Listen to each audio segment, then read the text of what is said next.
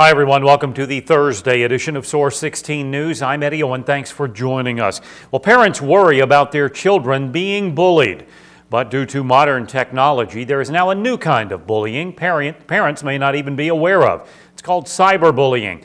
Not only does cyberbullying affect teens, it also affects the lives of adults.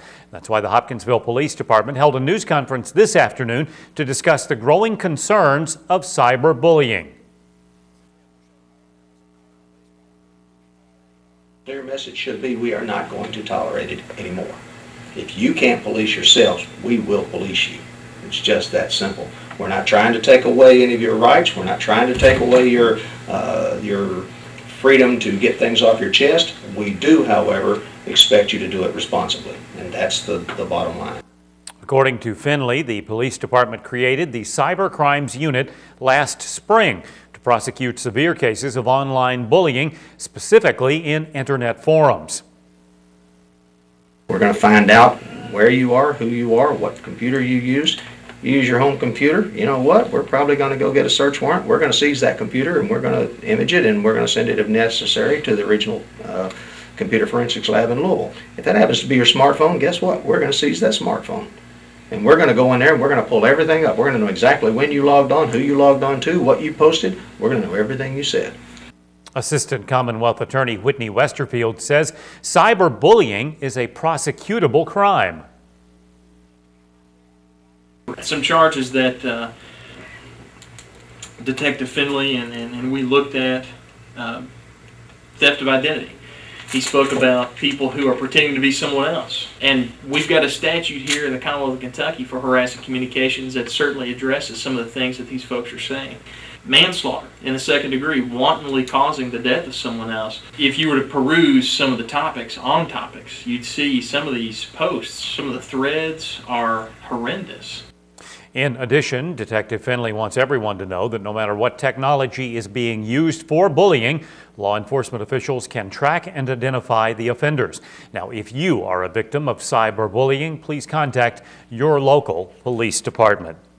Students at Hopkinsville Community College today got an in-depth look at what jobs are available in the human services field.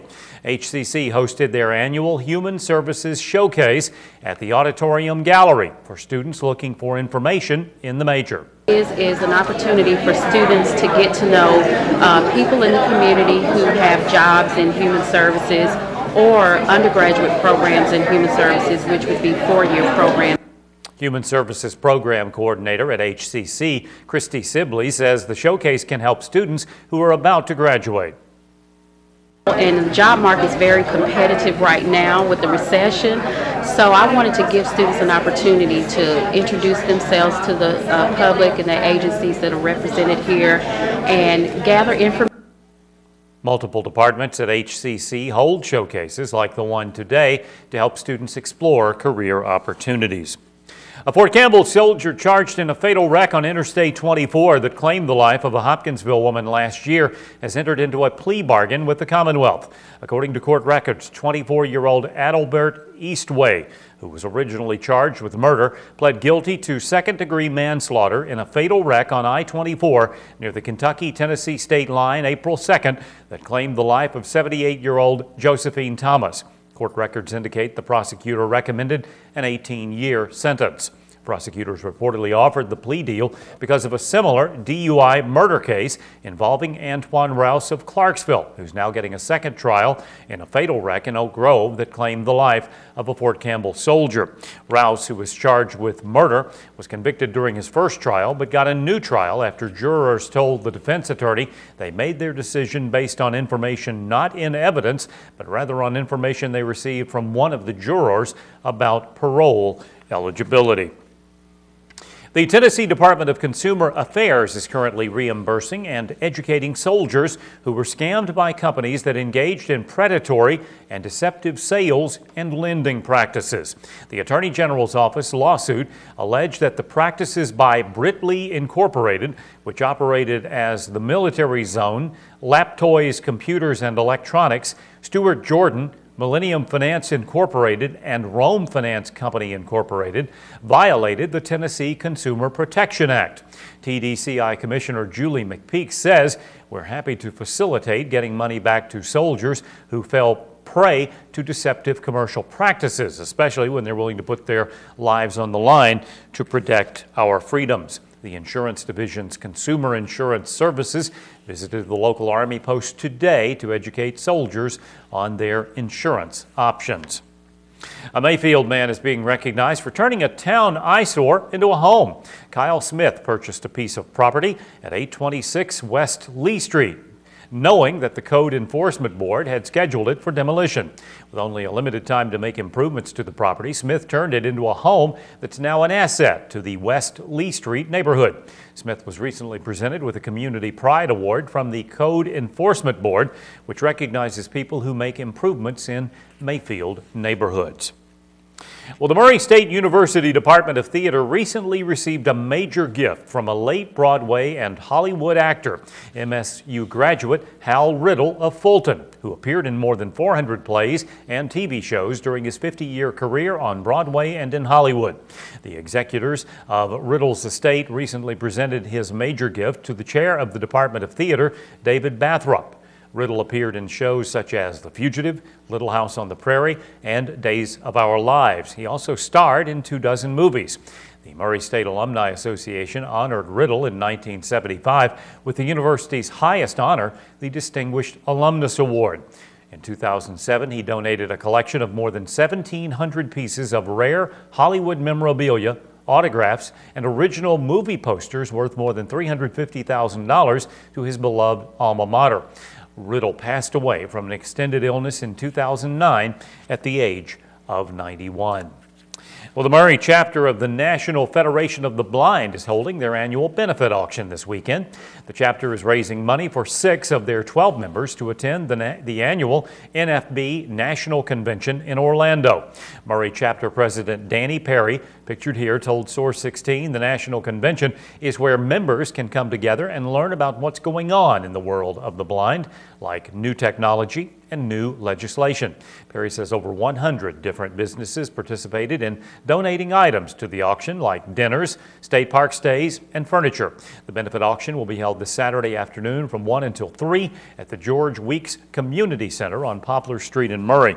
For more information, contact Danny Perry at 270-753-0911. A Caldwell County man was arrested in Marshall County early this morning on drug-related offenses. A Marshall County Sheriff's deputy responded to Heartland Motors in Calvert City around 2:15 regarding 2 subjects who police say appeared to be rummaging through vehicles and looking under fender wells, possibly for keys.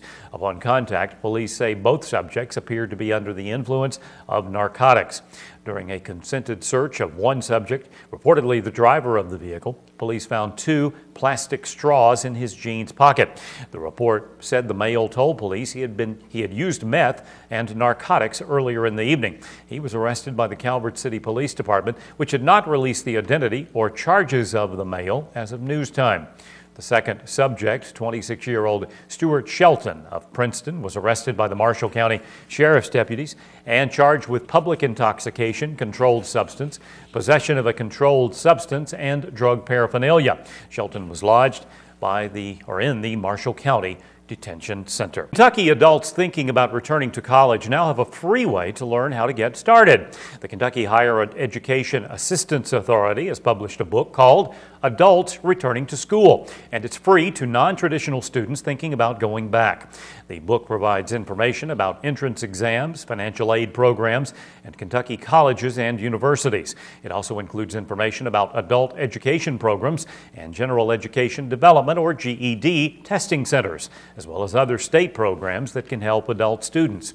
If you are interested in your free copy from KHEAA, email publications@kheaa.com. The Consumer Product Safety Commission is recalling thousands of Pampers pacifiers.